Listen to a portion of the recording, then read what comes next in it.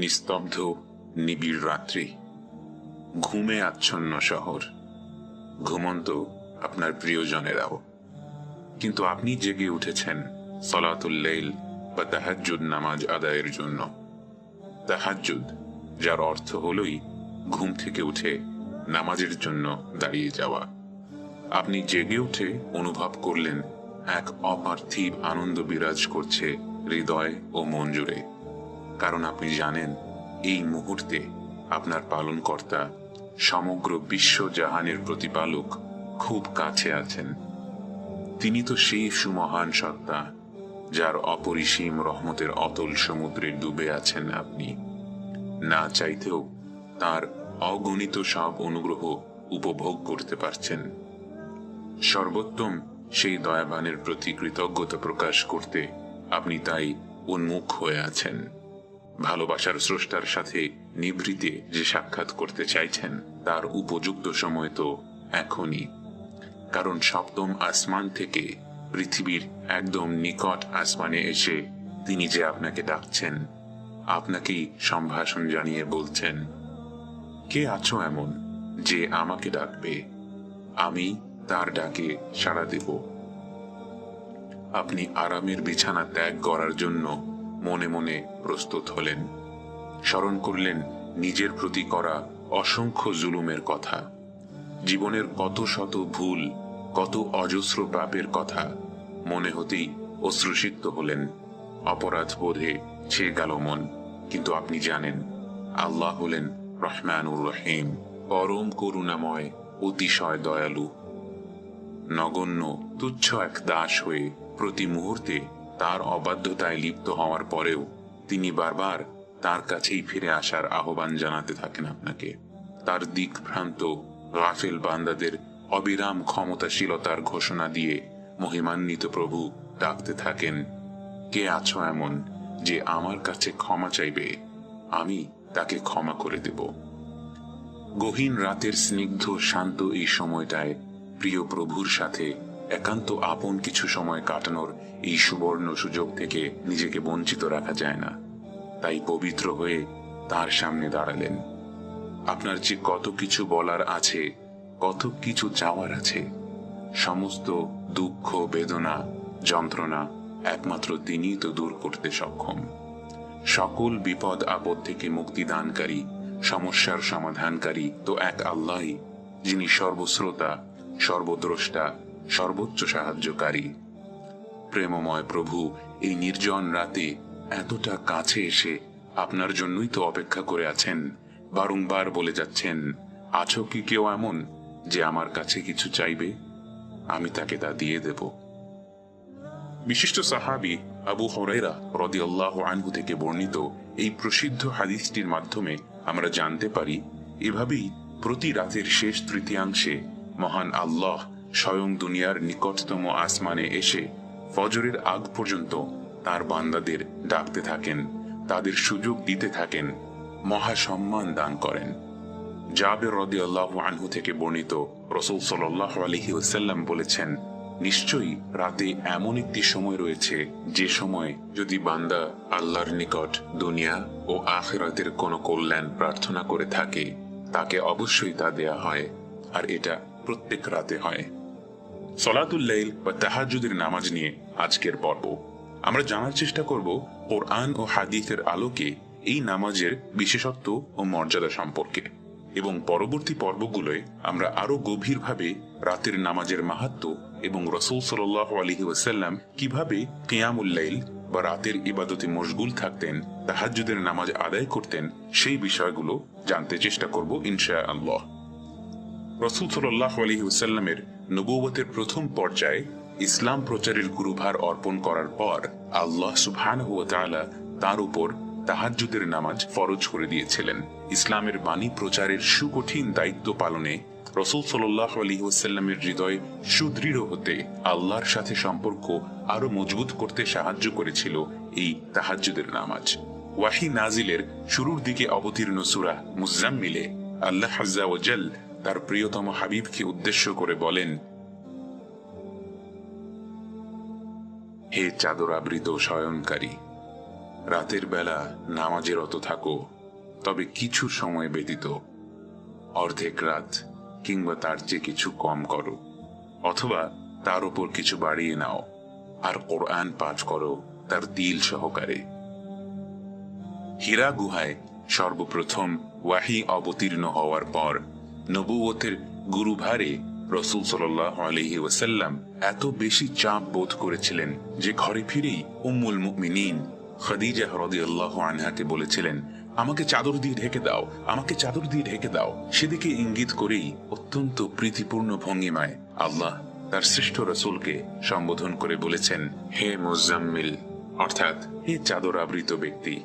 এরপর তিনি তাকে তাহাজ্জুদের নামাজ আদায়ের নির্দেশ দিয়েছেন, কেননা সারাদিনের শত কর্ম ব্যস্ততার পর রাতের বেলা চারিদিকে অখণ্ড নীরবতায় কোরআন তেলাওয়াত ও দোয়া সঠিক ও সুন্দরভাবে সম্পন্ন করা যায় এবং তাতে মনোযোগও দেওয়া যায় পূর্ণ মাত্রায়। তাহাজ্জুদের নামাজ পড়তে অভ্যস্ত হলে নিজের প্রবৃত্তিকে নিয়ন্ত্রণ করাও সহজ হয়ে যায়। পরবর্তীতে 5 ওয়াক্ত নামাজের বিধান ফরজ হলে মুমিনদের সুবিধার জন্য তাহাজ্জুদের নামাজ ফরজ থেকে রহিত হয়ে নফল ইবাদতে পরিণত হয়। কিন্তু রাসূল সাল্লাল্লাহু আলাইহি ওয়াসাল্লাম এই নামাজ নিজের জন্য ফরজ করে নিয়েছিলেন। তিনি প্রচন্ড পরিশ্রম করতেন এই রাতের নামাজ আদায়ের জন্য। মা আয়েশা রাদিয়াল্লাহু আনহার নিকট থেকে আমরা জানতে পারি, রাসূল সাল্লাল্লাহু আলাইহি ওয়াসাল্লাম সারা রাত জেগে ইবাদত করতেন। দীর্ঘক্ষণ নামাজে দাঁড়িয়ে থাকায় তার পা ফুলে যেত, ফেটে যেত। একবার আয়েশা রাদিয়াল্লাহু আনহা জানতে চাইলেন, হে আল্লাহর রাসূল, আপনার তো সামনের ও পেছনের সব ভুলই আল্লাহ ক্ষমা করার সুসংবাদ দিয়েছেন, তবু কেন এত কষ্ট করছেন? তিনি সাল্লাল্লাহু আলাইহি ওয়াসাল্লাম জবাব দিয়েছিলেন, আমি কি আল্লাহ আযজা ওয়া জালের কৃতজ্ঞ বান্দা হব না? তাহাজ্জুদের শিক্ষা রাসূল সাল্লাল্লাহু আলাইহি ওয়াসাল্লাম সাহাবীদেরকেও দিয়েছিলেন। এক রাতে রাসূল সাল্লাল্লাহু আলাইহি ওয়াসাল্লাম মদিনার রাস্তায় হাঁটছিলেন। তিনি আবু বকর রাদিয়াল্লাহু আনহু ও ওমর রাদিয়াল্লাহু আনহুর ঘরের পাশ দিয়ে যাওয়ার সময় শুনতে পেলেন তারা রাতের নামাজ আদায় করছেন। কতাদাহ রাদিয়াল্লাহু আনহু থেকে বর্ণিত, পরদিন রাসূল সাল্লাল্লাহু আলাইহি ওয়াসাল্লাম আবু বকর রাদিয়াল্লাহু আনহুকে বললেন, হে আবু বকর, আমি তোমার পাশ দিয়ে গিয়েছি, তুমি নিচু স্বরে নামাজ আদায় করছিলে। আবু বকর রাদিয়াল্লাহু আনহু বললেন, হে আল্লাহর রাসূল, আমি যার সাথে একান্তে কথোপকথন করেছি শুধু তাকেই শুনিয়েছি। তিনি সাল্লাল্লাহু আলাইহি ওয়াসাল্লাম বললেন, তোমার আওয়াজ সামান্য উঁচু করো। একইভাবে তিনি ওমর রাদিয়াল্লাহু আনহুকে বললেন, আমি তোমার পাশ দিয়ে অতিক্রম করেছি, তুমি উচ্চ স্বরে তিলাওয়াত করছিলে। ওমর রাদিয়াল্লাহু আনহু জবাব দিলেন, হে রাসূলুল্লাহ, আমি ঘুমন্তদের জাগ্রত এবং শয়তানকে বিতাড়িত করতে চেয়েছিলাম। রাসূল সাল্লাল্লাহু আলাইহি ওয়াসাল্লাম তাকে বললেন, তুমি তোমার স্বর সামান্য নিচু করো। উসমান রাদিয়াল্লাহু আনহু সারা রাত কিয়ামে থাকতেন। এটাই ছিল সাহাবায়ে কেরামদের বৈশিষ্ট্য। পূর্ববর্তী সব নেককারগণই কিয়ামুল লাইল মিস করতেন না। এই নামাজের মাধ্যমেই তারা আল্লাহর নৈকট্যশীল প্রিয়তম বান্দাদের অন্তর্ভুক্ত হয়েছিলেন। ইবনে আব্বাস রাদিয়াল্লাহু আনহু বলেছিলেন, তিনি এমন কোন সাহাবীকে দেখেননি যিনি রাতের কোনো অংশ থেকে কিছু না কিছু অর্জন না করে থাকতেন না। অর্থাৎ তারা ইবাদত করতেন, রাতের সময়টা কাজে লাগাতেন। অন্য সব কিছুর চেয়ে তাহাজ্জুদের মাধ্যমে জীবনের মিষ্টতা, আনন্দ অনুভব করতে পেরেছিলেন। অথচ আমরা সাহাবায়ে কেরামদের জীবনের দিকে তাকালে দেখতে পাই তাদের জীবনযাপন সহজ ছিল না। ইসলাম গ্রহণের পর অনেক কঠিন পরীক্ষার সম্মুখীন হয়েছেন, কতটা নির্যাতন সহ্য করেছেন, যুদ্ধে ক্ষতিগ্রস্ত হয়েছেন, প্রিয়জন হারিয়েছেন, প্রিয়জনদের বিরুদ্ধে তলোয়ার ধরেছেন, দুনিয়ার জীবন তারা কাটিয়েছেন দুনিয়া বিমুখ অবস্থায়। কিন্তু কি সে রহস্য যার কারণে এত কিছুর পরেও তাদের সুন্দর আখলাক ছিল, প্রশান্ত হৃদয় ছিল? এর রহস্যই হলো রাতের নামাজ। আল্লাহর সাথে এর মাধ্যমেই তারা সুসম্পর্ক তৈরি করেছিলেন, তৃপ্তিময় জীবনের সন্ধান পেয়েছিলেন। সাহাবী রবিআহ ইবনে কাব আল-আসলামী রাদিয়াল্লাহু আনহু রাসূল সাল্লাল্লাহু আলাইহি ওয়াসাল্লামকে ওযুর পানি এনে দিতেন, তার সামনে বিভিন্ন প্রয়োজনীয় জিনিস পেশ করতেন। একদিন রবিআহ রাদিয়াল্লাহু আনহুকে অন্যমনস্ক থাকতে দেখে রাসূল সাল্লাল্লাহু আলাইহি ওয়াসাল্লাম তাকে বললেন, বলো রবিআহ, তুমি কি চাও? রবিআহ রাদিয়াল্লাহু আনহু আকুল হয়ে বললেন, হে রাসূলুল্লাহ, আমি জান্নাতেও আপনার সাথে থাকতে চাই। রাসূল সাল্লাল্লাহু আলাইহি ওয়াসাল্লাম বললেন, আর কিছু কি চাও? তিনি বললেন, না, আর কিছুই চাই না। রাসূল সাল্লাল্লাহু আলাইহি ওয়াসাল্লাম তাকে বললেন, তাহলে সিজদার পরিমাণ বাড়িয়ে দিয়ে আমাকে সেই ব্যবস্থা করার জন্য সাহায্য করো। তাহাজ্জুদের নামাজ নিরাপদে জান্নাতে প্রবেশের অন্যতম উপায়। রাসূল সাল্লাল্লাহু আলাইহি ওয়াসাল্লাম বলেছেন, হে লোকেরা, তোমরা সালামের প্রসার ঘটাও, খাবার দাবার দান করো, আত্মীয়তার সম্পর্ক অটুট রাখো ও রাতের নামাজ আদায় করো যখন মানুষেরা ঘুমিয়ে থাকে, তাহলে নিরাপদে জান্নাতে প্রবেশ করবে। মহামহিম আল্লাহ তাআলা তাহাজ্জুদের নামাজ আদায়কারী মুত্তাকীদের সম্বন্ধে বলেন,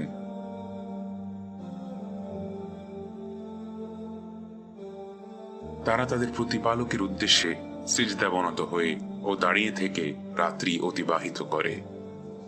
সহজেই জান্নাতের বাসিন্দা হওয়ার জন্য জান্নাতে রাসূল সাল্লাল্লাহু আলাইহি ওয়াসাল্লামের পড়শি হওয়ার গৌরবময় সৌভাগ্য অর্জনের জন্য, পরম করুণাময় আল্লাহ আযজা ওয়া জাল্লার দিকে ফিরে আসার জন্য, দুনিয়া ও আখিরাতের জীবনের সফলতার জন্য, ঈমানের সৌন্দর্য ও মিষ্টতা অনুভবের জন্য, সাহাবায়ে কেরামদের মতো শত পরীক্ষার পরেও প্রশান্তিময় জীবন যাপনের জন্য, কিংবা জীবনের সমস্ত কৃত পাপ থেকে ক্ষমা লাভের জন্য মর্যাদাপূর্ণ এই তাহাজ্জুদের নামাজকে আমরা কাজে লাগাতে পারি।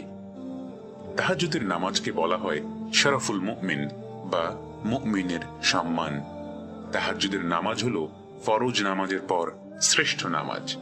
নিঃসন্দেহে 5 ওয়াক্ত ফরজ নামাজ, রোজা রাখা, হজ, তাহাজ্জুদ ইত্যাদি শারীরিক ইবাদতগুলো যথাসময়ে পালন করা আমাদের জন্য কষ্টকর হয়ে যায়। তবে এই পরিশ্রমের প্রতিদান স্বরূপ আল্লাহ আমাদের আত্মিক প্রশান্তি দান করেন, যা তার পক্ষ থেকে আমাদের জন্য এই দুনিয়ায় এক বিশাল উপহার। কিন্তু রাসূল সাল্লাল্লাহু আলাইহি ওয়াসাল্লাম আমাদের বলেছেন, ইসলাম হলো সহজ দিন। এই সহজতা আসলে কোথায়? এই বিষয়টি ইমাম ইবনুল কাইয়িম রাহিমাহুল্লাহ চমৎকার ভাবে বর্ণনা করেছেন। তিনি বলেছেন, কিয়ামতের ভয়ানক সময়ে যখন সূর্য থাকবে মাথার 1 হাত উপরে, একটা দিন হবে 50,000 বছরের সমান। ঠিক সেই বিভীষিকাময় দিনগুলোতে ইসলাম আমাদের কাছে সহজ হয়ে এসে ধরা দেবে। যে নামাজ আদায় করতে আমাদের কষ্ট হয়েছে, যে রোজায় আমরা পিপাসার্থ হয়েছি, বিনিদ্র রজনী কাটিয়েছি মহান প্রভুর ক্ষমা লাভের আশায়, সেই সব কিছুর প্রতিদান স্বরূপ আল্লাহর ইচ্ছায় আমরা সেদিন তার আরশের ছায়ায় থাকতে পারবো। আখিরাতের সেই কঠিন দিন আমাদের জন্য সহজ হয়ে যাবে ইনশাআল্লাহ। তাহাজ্জুদের সবচেয়ে চমৎকার ব্যাপারটা কি জানেন? সোশ্যাল মিডিয়ার এই যুগে আমাদের জীবনের অনেক কিছুই আজ উন্মুক্ত হয়ে পড়েছে। গোপনে ভালো কাজ করার যে পরিতৃপ্তি, আমরা এখন আর তা উপভোগ করতে পারি না। কিন্তু তাহাজ্জুদের নামাজ আমাদের এই সুযোগটাই করে দেয়। রাসূল সাল্লাল্লাহু আলাইহি ওয়াসাল্লাম বলেছেন, দিনের নামাজ হলো প্রকাশ্য সাদাকা ও রাতের নামাজ হলো গোপন সাদাকার মতো। তাই রাতের এই নামাজ আমাদের মুনাফিক হওয়া থেকেও মুক্তি প্রদান করে। তাহাজ্জুদ নামাজের বরকতময় সময় হলো রাতের শেষ তৃতীয়াংশ। অন্তত ফরজের 10 মিনিট আগে উঠে এই নামাজ আদায় করে আমরা পরিপূর্ণ বরকত লাভ করতে পারি। এই নামাজ আমাদের জন্য সহজ করে দেওয়া হয়েছে। মাত্র 2 রাকাত নামাজ পড়ার মাধ্যমেও আমরা আল্লাহর নৈকট্যশীল বান্দাতে পরিণত হতে পারি। আল্লাহ বলেন, রাতের বেশিরভাগ সময় ইবাদতে কাটানোর পরও যারা আমলের জন্য অহংকার বোধ করে না, বরং না জানি ইবাদতের মধ্যে কত ভুল ত্রুটি হয়ে গেছে, এই চিন্তা যাদের ভেতর কাজ করে, ফলে তারা বিনীত হয়ে আল্লাহর নিকট কাকুতি মিনতি সহকারে তাওবা ইস্তেগফার করে। আল্লাহ এই আয়াতে সেসব মুহসিন বান্দাদের উত্তম পরিণতি সম্পর্কে বলেছেন। তাহাজ্জুদের নামাজ যদি মিস হয়েও যায়, তবু আমরা যেন মুত্তাকিদের মতো ফজরের আগ মুহূর্তে আল্লাহর নিকট ক্ষমা চাইতে ইস্তেগফার করতে না ভুলি। সবাই যখন ঘুমে বিভোর থাকে, সেই নিশ্চুপ অন্ধকার সময়ে আমরা যখন আল্লাহর সন্তুষ্টি ও নৈকট্য লাভের আশায় তার ডাকে সাড়া দিয়ে নামাজে দাঁড়িয়ে যাই, আল্লাহ যেন তখন আমাদেরকেই উদ্দেশ্য করে বলেন, إنما يؤمن بآياتنا الذين إذا ذكروا بها خروا سجدا وسبحوا بحمد ربهم وهم لا يستكبرون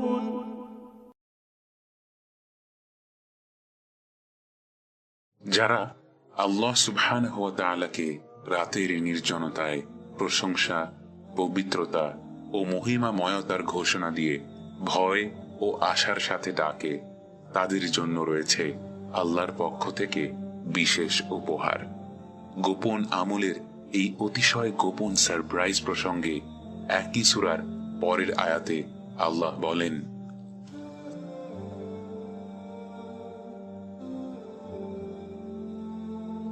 কেউ জানে না তার কৃতকর্মের জন্য কি কি নয়ন প্রীতিকর প্রতিদান লুকায়িত আছে।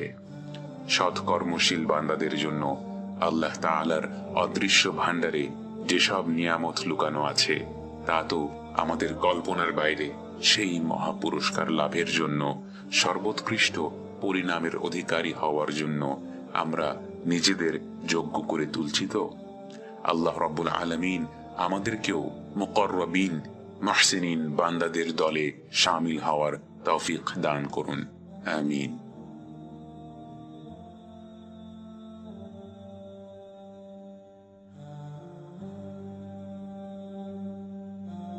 রাসূল সাল্লাল্লাহু আলাইহি ওয়াসাল্লাম বলেছেন, যে ব্যক্তি রাতে ঘুম থেকে উঠে তার স্ত্রীকে জাগাবে এবং দুজনেই 2 রাকাত তাহাজ্জুদের সালাত আদায় করবে, আল্লাহর দরবারে তারা আল্লাহর শ্রেষ্ঠ যাকিরিন বা সর্বাধিক জিকিরকারীদের অন্তর্ভুক্ত হবে। রাতের সালাতের তাৎপর্য এবং মাহাত্ম্য অনুভব করে এই সালাত আদায়ের মাধ্যমে মহান প্রভুর সান্নিধ্য অর্জনের জন্য, তার বন্ধু ও ভালোবাসার বান্দাদের অন্তর্ভুক্ত হওয়ার জন্য আমরা নিশ্চয়ই উদ্গ্রীব হয়ে আছি। এজন্য আমাদের সবচেয়ে বেশি সতর্ক থাকতে হবে আমাদের চিরশত্রু শয়তান থেকে, কারণ শয়তান সবচেয়ে বেশি যে ইবাদতকে ঘৃণা করে তা হলো কিয়ামুল লাইল। আমরা যদি একবার এই সালাতের মিষ্টতা অনুভব করি, আমাদের জীবনের এর চমকপ্রদ প্রভাব উপলব্ধি করতে পারি, তবে আমরা কখনোই এই ইবাদত ত্যাগ করব না। আর শয়তান সেটা হতে দিবে কেন? রাসূল সাল্লাল্লাহু আলাইহি ওয়াসাল্লাম বলেছেন, তোমাদের কেউ যখন ঘুমিয়ে যায়, শয়তান তখন তার মাথার কাছে এসে বসে 3টি গিঁট বাঁধে। প্রতিটি গিঁট দেওয়ার সময় একটি কথা বলে, তোমার সামনে আছে দীর্ঘ রাত, তুমি ঘুমাও। যখন বান্দা ঘুম থেকে উঠে আল্লাহর জিকির করে, তখন একটি গিঁট খুলে যায়। এরপর যখন সে ওযু করে, তখন আরেকটি গিঁট খুলে যায়, এবং সবশেষে যখন সে নামাজ পড়ে, তখন শেষ গিঁটটি খুলে যায়। ফলে সে সারাদিন কর্মতৎপর ও সুন্দর মন নিয়ে দিন কাটায়। আর যদি সে এমনটা করতে ব্যর্থ হয়, তাহলে সারা দিন কাটে খারাপ মন ও অলস ভাব নিয়ে। তাহাজ্জুদের সময় ঘুম থেকে ওঠার জন্য কোরআন ও সুন্নাহর আলোকে আমরা তাই কিছু টিপস অনুসরণ করতে পারি। প্রথমত, ঘুমানোর পূর্বেই আমরা তাহাজ্জুদের নামাজ পড়ার নিয়ত করব। এর সবচেয়ে চমৎকার ব্যাপার হলো, কোনো কারণে যদি তাহাজ্জুদ মিস হয়েও যায়, তবু এর পূর্ণ সওয়াব পেয়ে যাব। রাসূল সাল্লাল্লাহু আলাইহি ওয়াসাল্লাম বলেছেন, যে ব্যক্তি তার বিছানায় আসলো, যার নিয়ত ছিল রাতে উঠে সালাত আদায় করা, কিন্তু তার উপর ঘুম প্রবল হলো, অতঃপর তার নিয়ত অনুযায়ী তার জন্য পুরস্কার লেখা হবে, আর তার ঘুম হবে আল্লাহর পক্ষ থেকে তার জন্য সদাকা স্বরূপ। দ্বিতীয়ত, অহেতুক কাজ থেকে বিরত থেকে প্রতিদিন নির্দিষ্ট সময়ে দ্রুত ঘুমিয়ে পড়া। দ্রুত ঘুমালে কিয়ামুল লাইল ও ফজরের সালাতের শক্তি সঞ্চয় হয়। আবু বারজাহ রাদিয়াল্লাহু আনহু থেকে বর্ণিত, নবী সাল্লাল্লাহু আলাইহি ওয়াসাল্লাম এশার আগে ঘুমানো এবং তারপরে কথা বলা বা সামাজিকতায় লিপ্ত হওয়া অপছন্দ করতেন। তৃতীয়ত, তাহাজ্জুদের সালাতকে আমরা সহজভাবে নেব। ফজরের 10-15 মিনিট আগে উঠেই এই অভ্যাস রপ্ত করার চেষ্টা করব। এরপর আস্তে আস্তে অভ্যাস হয়ে গেলে সেই সময়টাকে বাড়িয়ে দিতে পারি। আয়েশা রাদিয়াল্লাহু আনহা থেকে বর্ণিত, রাসূল সাল্লাল্লাহু আলাইহি ওয়াসাল্লাম বলেছেন, তোমরা সে পরিমাণ আমল করো যার সাধ্য তোমাদের রয়েছে, কারণ আল্লাহ ক্লান্ত হন না যতক্ষণ না তোমরা ক্লান্ত হও। তিনি বলতেন, আল্লাহর নিকট সেই আমলই অধিক পছন্দ যা বান্দা ধারাবাহিকভাবে করতে থাকে, যদিও তা পরিমাণে অল্প হয়। চতুর্থ বিষয়টি হলো ঘুমোতে যাওয়ার আগে ঘুমের আদবগুলো রক্ষা করা, যেমন অজু সহ ঘুমোতে যাওয়া, ঘুমের আজকার ও দোয়া পাঠ করা। রাসূল সাল্লাল্লাহু আলাইহি ওয়াসাল্লামের একটি সুন্নত হলো রাতে ঘুমোতে যাওয়ার আগে দু হাতের তালু জমা করে তাতে ফুঁকে দিয়ে এরপর তাতে সূরা ইখলাস, সূরা ফালাক এবং সূরা নাস পাঠ করা। এরপর দুহাত শরীরের যতটুকু সম্ভব স্থান, মাথা, চেহারা সহ মাসেহ করা এবং এই কাজটি মোট 3 বার করা। ঘুমোতে যাওয়ার আগের সুন্নতগুলোর মধ্যে আরো রয়েছে আয়াতুল কুরসি পাঠ করা, সূরা বাকারার শেষ 2 আয়াত তিলাওয়াত করা এবং ঘুমের দোয়াগুলো পূর্ণ করা। এভাবে আমরা আমাদের ঘুমকেও ইবাদতে পরিণত করতে পারি।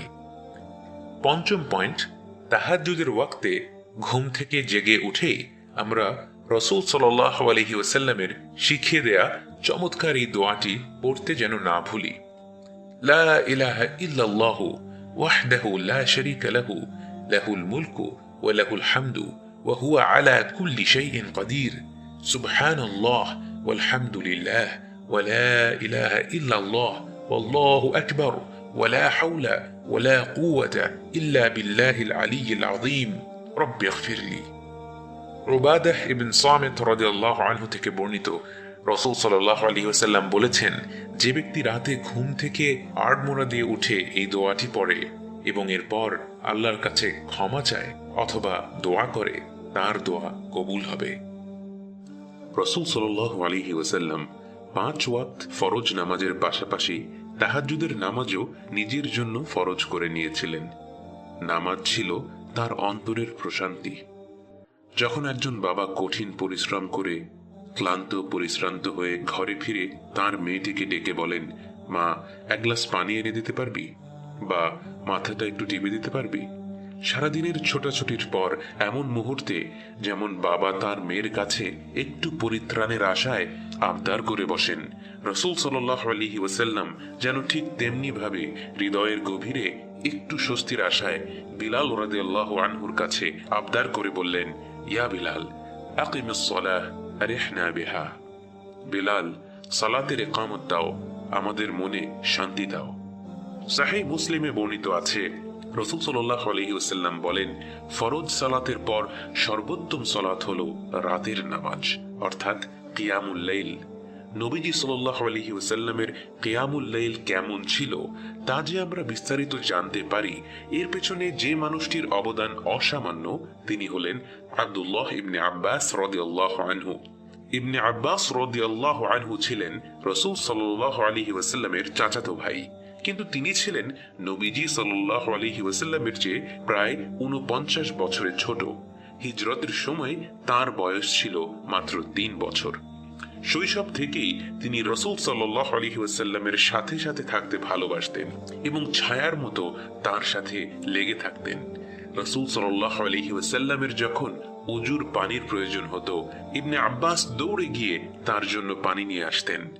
একদিন রাসূল সাল্লাল্লাহু আলাইহি ওয়াসাল্লাম তার ছোট্ট ভাইটিকে আদর করে দিয়ে তার জন্য দোয়া করে বললেন, আল্লাহুম্মা ফাক্কিহহু ফিদ-দীন ওয়া আল্লিমহু আত-তা'ওয়িল। ইয়া আল্লাহ, আপনি তাকে এই দ্বীনের গভীর জ্ঞান দান করুন। ইবনে আব্বাস ইসলামের ইতিহাসের সবচেয়ে প্রখ্যাত এবং সম্মানিত আলেমদের একজন হিসেবে প্রতিষ্ঠিত হয়েছিলেন। সেই ইবনে আব্বাসের বয়স যখন 10 বছরের মতো, তিনি একদিন তার আপন খালা মাইমুনাহ রাদিয়াল্লাহু আনহার কাছে গেলেন। মা মাইমুনাহ রাদিয়াল্লাহু আনহা ছিলেন উম্মুল মুমিনিন, অর্থাৎ রাসূল সাল্লাল্লাহু আলাইহি ওয়াসাল্লামের স্ত্রী। ছোট্ট ইবনে আব্বাস তার খালার কাছে গিয়ে আবদার করে বললেন, আমি কি একটা রাত তোমাদের সাথে থাকতে পারি? ইবনে আব্বাস তো দিনের বেলায় রাসূল সাল্লাল্লাহু আলাইহি ওয়াসাল্লামের সাথে সাথে থাকতে পারতেন ঠিকই, কিন্তু রাতের বেলায় নবীজি সাল্লাল্লাহু আলাইহি ওয়াসাল্লামের ইবাদত কেমন ছিল তা তো নিজ চোখে দেখার উপায় ছিল না। তাই তিনি চিন্তা করে দেখলেন রাসূল সাল্লাল্লাহু আলাইহি ওয়াসাল্লামের কোন স্ত্রীর কাছে গিয়ে তিনি সেই আবদার করতে পারবেন, এবং আবদার করার জন্য খালার চেয়ে উত্তম আর কেই বা হতে পারে। মাইমুনাহ রাদিয়াল্লাহু আনহা নবীজি সাল্লাল্লাহু আলাইহি ওয়াসাল্লামের কাছ থেকে অনুমতি নিয়ে তার আদরের ভগ্নীপুত্রকে বললেন তাদের সাথে রাত কাটাতে। ইবনে আব্বাস বর্ণনা করে বলেন, সেদিন আমি যখন নবীজি সাল্লাল্লাহু আলাইহি ওয়াসাল্লামের ঘরে ঢুকলাম, তিনি আমাকে জড়িয়ে ধরে স্বাগত জানালেন। এরপর তিনি এবং মাইমুনাহ রাদিয়াল্লাহু আনহা সোজা হয়ে শুয়ে পড়লেন এবং আমি তাদের পায়ের কাছে পাশাপাশি হয়ে শুলাম এবং আমি নবীজি সাল্লাল্লাহু আলাইহি ওয়াসাল্লামকে দেখতে থাকলাম। ইবনে আব্বাস বললেন, আনুমানিক অর্ধেক রাত পার হওয়ার পর রাসূল সাল্লাল্লাহু আলাইহি ওয়াসাল্লাম তার বিছানা থেকে লাফ দিয়ে উঠলেন। আমরা দেখব রাতের মাঝখানে আমাদের ঘুম ভেঙে গেলে আমরা যদি কিছুক্ষণ শুয়ে থাকি, শুয়ে এপাশ ওপাশ করতে থাকি, আমাদের আবার ঘুমিয়ে যাওয়ার প্রবণতা থাকবে বেশি। অন্যদিকে আমরা যদি ঘুম ভাঙা মাত্র জোর করে বিছানায় উঠে বসি, আমরা দেখব উঠে অজু করতে যাওয়া আরো সহজ হবে। রাসূল সাল্লাল্লাহু আলাইহি ওয়াসাল্লামও তাই করতেন। রাতে ওঠার ব্যাপারে সুফিয়ান আস-সাউরি রাহিমাহুল্লাহর একটি চমৎকার উক্তি আছে, যদি রাতে তোমার ঘুম ভেঙে যায় এর মানে তোমার শরীর যথেষ্ট বিশ্রাম পেয়েছে এবং এখন তোমার রূহের বিশ্রাম পাওয়ার সময়। অর্থাৎ রূহ বিশ্রাম পায়, আরাম পায় যখন সে তার রবের সাথে কথা বলে। ইবনে আব্বাস বলেন, এরপর রাসূল সাল্লাল্লাহু আলাইহি ওয়াসাল্লাম তার চোখ থেকে ঘুমটা মুছে নিলেন, অর্থাৎ হাত দিয়ে চোখের পাতাগুলো আলতো করে মুছলেন। এরপর তিনি আকাশ পানে তাকালেন এবং সূরা আলে ইমরানের শেষ 10 আয়াত তিলাওয়াত করলেন। এরপর রাসূল সাল্লাল্লাহু আলাইহি ওয়াসাল্লাম মিসওয়াক করে নিলেন এবং এরপর তিনি অজু করতে গেলেন এবং ইবনে আব্বাস তার অজুর বর্ণনা করে বলেন, ফাআহসানাল ওযু, কি চমৎকার সেই অজু। এবং বহু স্কলাররা বলেন অজুকে সুন্দর করলে তার নামাজকে সুন্দর করতে সাহায্য করে। এরপর রাসূল সাল্লাল্লাহু আলাইহি ওয়াসাল্লাম তার রাতের নামাজের জন্য দাঁড়ালেন। নবীজি সাল্লাল্লাহু আলাইহি ওয়াসাল্লাম তার নামাজ কিভাবে আরম্ভ করতেন সে ব্যাপারে একবার শরীক আল হাউজানি নামের একজন সাহাবী মা আয়েশা রাদিয়াল্লাহু আনহাকে জিজ্ঞেস করলেন। মা আয়েশা বললেন, জানো, তোমার আগে কেউ এই প্রশ্নটি করেনি, তাহলে শোনো। যখনই নবীজি সাল্লাল্লাহু আলাইহি ওয়াসাল্লাম সালাতের জন্য দাঁড়াতেন, সালাত শুরু করার আগেই রাসূল সাল্লাল্লাহু আলাইহি ওয়াসাল্লাম 10 বার সুবহানাল্লাহি ওয়া বিহামদিহি, 10 বার সুবহানাল মালিকিল কুদ্দুস, 10 বার আল্লাহু আকবার, 10 বার আলহামদুলিল্লাহ, 10 বার আস্তাগফিরুল্লাহ, 10 বার লা ইলাহা ইল্লাল্লাহ পড়তেন এবং অবশেষে 10 বার বলতেন, আল্লাহুম্মা ইন্নী আউযু বিকা মিন দিকিদ দুনিয়া ওয়া দিকি ইয়াউমিল কিয়ামাহ। এই যিকরগুলো করার পর অবশেষে রাসূল সাল্লাল্লাহু আলাইহি ওয়াসাল্লাম তার মূল সালাত আরম্ভ করতেন। তার সালাতের প্রস্তুতি দেখলে মনে হয় আমরা একটা ছোটখাটো ইভেন্ট আয়োজন করতে যেমন প্রস্তুতি নিতাম, তিনি তার সালাতের জন্য এর চাইতেও বেশি সুন্দরভাবে প্রস্তুতি নিতেন। এবং তার এই প্রস্তুতি দেখে যেন আমরা হতাশ না হয়ে পড়ি যে তিনি এত চমৎকারভাবে নামাজ আদায় করতেন, আমাদের পক্ষে তো এভাবে নিয়মিত আদায় করা সম্ভবই না। আমরা তো তাহাজ্জুদের জন্য উঠতেই পারি না, এত কিছু করা তো অসম্ভব, ইত্যাদি ইত্যাদি।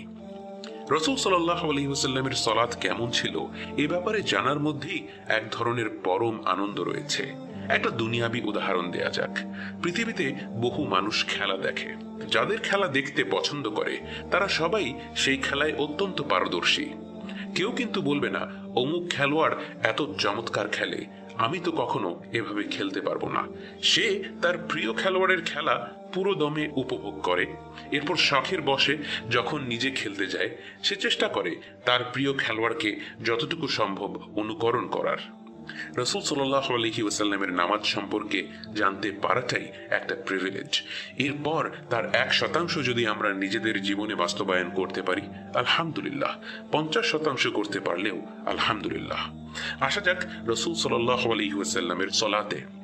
আরেকটা বর্ণনাতে মা আয়েশা বলেন, রাসূল সাল্লাল্লাহু আলাইহি ওয়াসাল্লাম যখন আল্লাহু আকবার বলে হাত বাঁধতেন, তিনি সানা পড়ার পাশাপাশি বলতেন, আল্লাহুম্মা রব্বা জিবরাইল ওয়া মিকাইল ওয়া ইসরাফিল ফাতিরাস সামাওয়াতি ওয়াল আরদ আলিমাল গায়বি ওয়াশ শাহাদাহ أنت تحكم بين عبادك فيما كانوا فيه يختلفون اهدني لما اختلف فيه من الحق بإذنك إنك تهدي من تشاء إلى صراط مستقيم হে আল্লাহ, জিবরাইল, মিকাইল ও ইসরাফিলের রব, আকাশসমূহ ও পৃথিবীর স্রষ্টা, গায়েব ও উপস্থিত সকল বিষয়ে সর্বজ্ঞ, তোমার বান্দাগণ যেসব বিষয়ে মতভেদ করে তুমি তার মীমাংসা করো।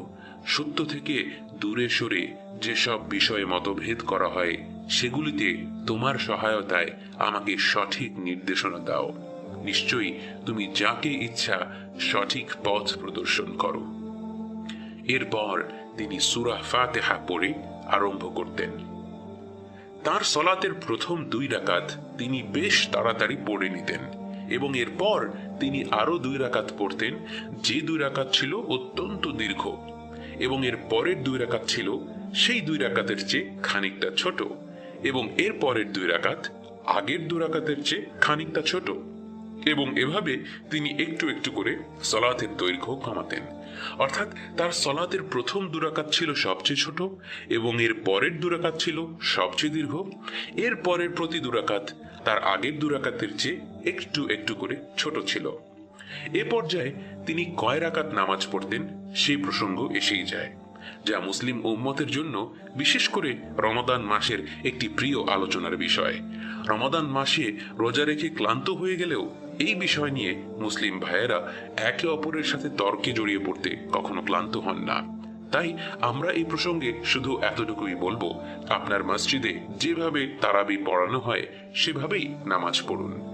রমাদানের বাইরে কিয়ামুল লাইল পড়ার সময় 2 রাকাত করে যতটুকু পড়তে সহজ হয় ততটুকুই পড়ুন।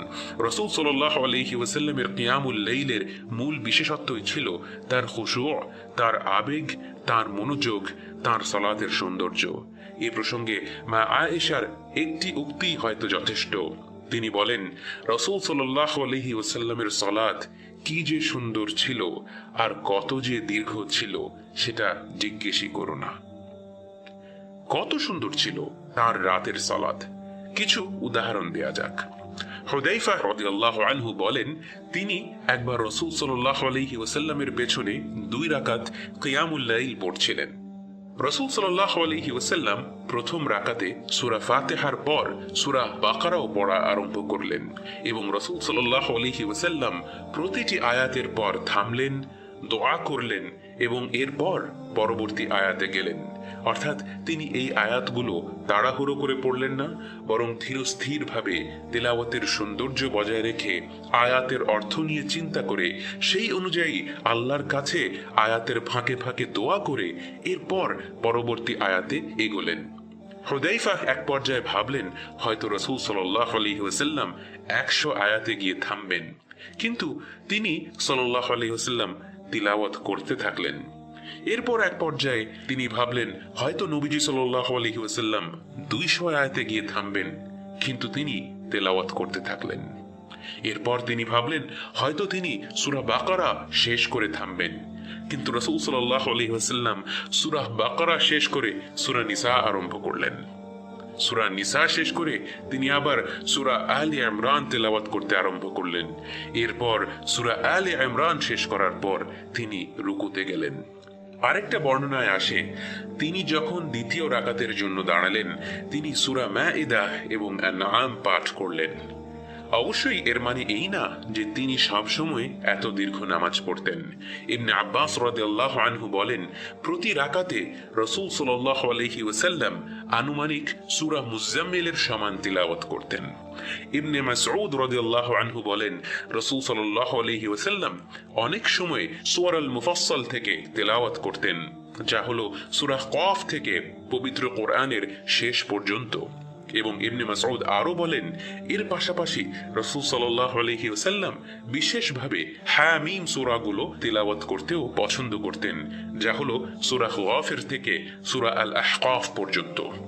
মা আয়েশা রাদিয়াল্লাহু আনহা থেকে এও বর্ণিত আছে যে রাসূল সাল্লাল্লাহু আলাইহি ওয়াসাল্লামকে তিনি একদিন দেখলেন সারা রাত একটি মাত্র আয়াত বারবার করে পড়ছেন আর কাঁদছেন, এবং সে আয়াত হলো, ইন তুআযিবহুম ফাইন্নাহুম ইবাদুক ওয়া ইন তাগফির লাহুম ফাইন্নাকা আনতাল আজিজুল হাকীম। এবং এই সব বর্ণনাগুলো থেকে এটাই পরিষ্কার হয়ে যায় যে রাসূল সাল্লাল্লাহু আলাইহি ওয়াসাল্লামের সালাতের বিশেষত্বই ছিল তার আন্তরিকতা, যে আয়াতগুলো পাঠ করা হচ্ছে সেগুলো নিয়ে চিন্তা করা, তেলাওয়াতকে সুন্দর করা, আল্লাহর সাথে কথোপকথনে লিপ্ত হওয়া। হুদাইফা বলেন, রাসূল সাল্লাল্লাহু আলাইহি ওয়াসাল্লাম যখন রুকুতে যেতেন তিনি সুবহান রাব্বিয়াল আযীম বলতেন, এবং তার রুকু তার কিয়ামের মতোই দীর্ঘ হতো।